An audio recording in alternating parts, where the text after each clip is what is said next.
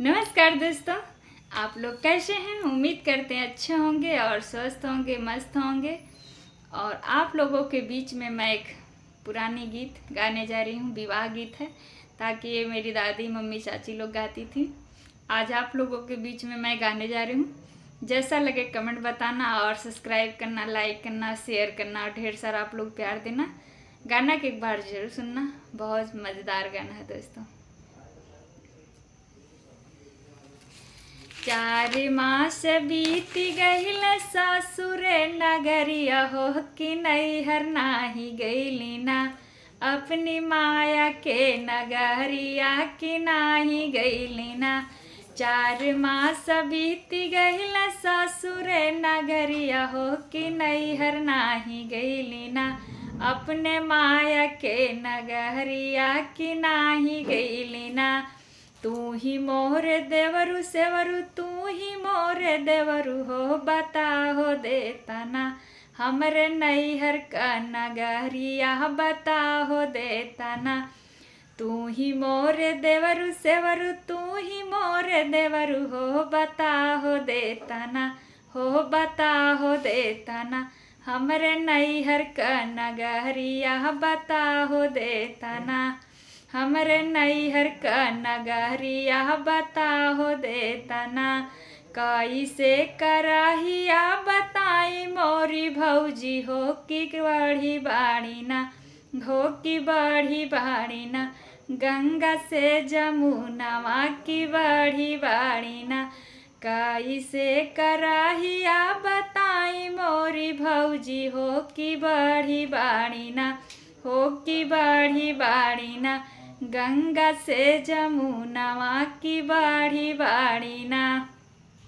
सिकिया मो जोड़ी जोड़ी नाइया बनैबो हो कि चली जइबो ना। सिकिया मो जोड़ी जोड़ी नाइया बनैबो हो कि चली जइबो ना। अपनी माया के नगरिया कि चली जइबो ना। अपनी माया के नगरिया कि चली जइबो ना। एक बन गईली, दूसरे बन गईली, तीसरे बने ना। झलके अम्मा कह हवेलिया, तीसरे बने ना। एक बन गईली, दूसरे बन गईली, तीसरे बने ना। हो तीसरे बने ना। झलके अम्मा कह हवेलिया, तीसरे बने ना। झलके अम्मा कह हवेलिया, तीसरे बने ना। माइया के भेटबो, बहिनिया के भेटबो कि भौजी भेटबो ना। अपने भाई से भतीजवा की भौजी भेटबो ना।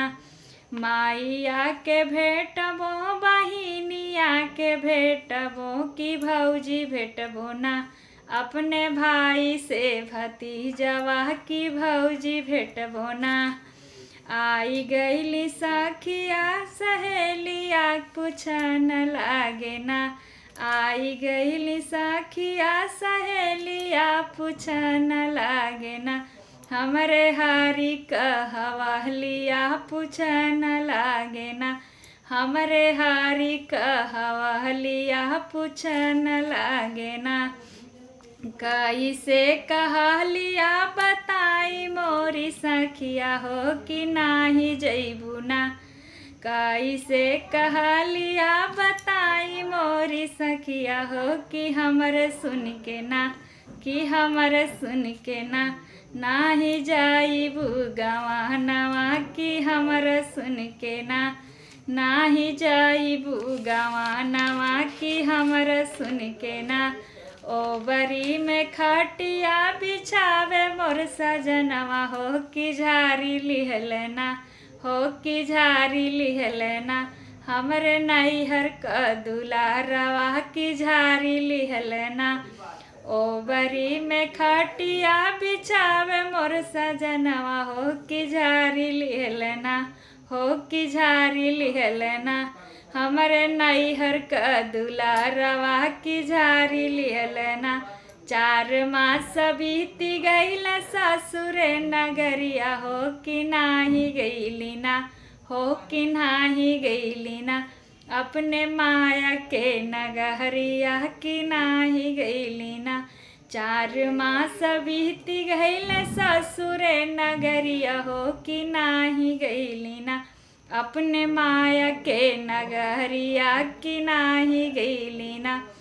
दोस्तों आप लोग गाना सुनना और प्यार देना, आशीर्वाद देना, और जैसा लगे कमेंट बताना। धन्यवाद आप लोगों का।